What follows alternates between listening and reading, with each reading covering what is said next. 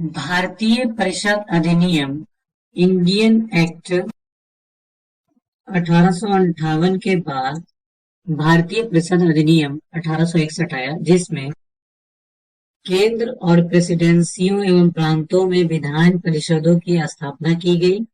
काउंसिलों में गैर सरकारी सदस्यों की नियुक्ति की गई।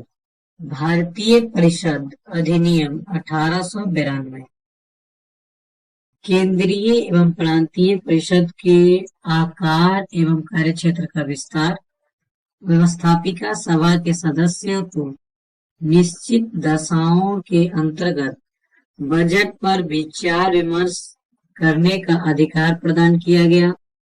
परिषद के सदस्यों को प्रश्न पूछने का अधिकार दिया गया। भारतीय परिषद अधिनियम 1909 या मार्ले मिंटो सुधार 1909 भारतीय परिषद तथा गवर्नर जनरल की कार्यप्रणाली में भारतीयों की नियुक्ति का प्रथम बार प्रावधान किया गया।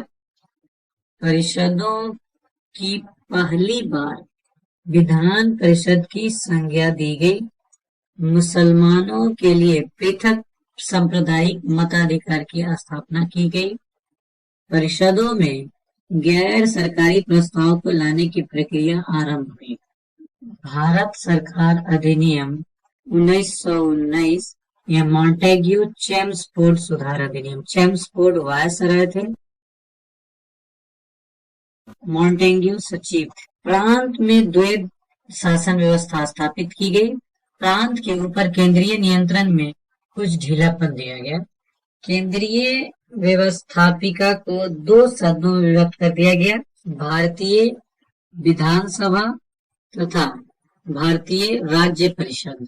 प्रांतीय व्यवस्था के सदस्यों की संख्या में वृद्धि की गई।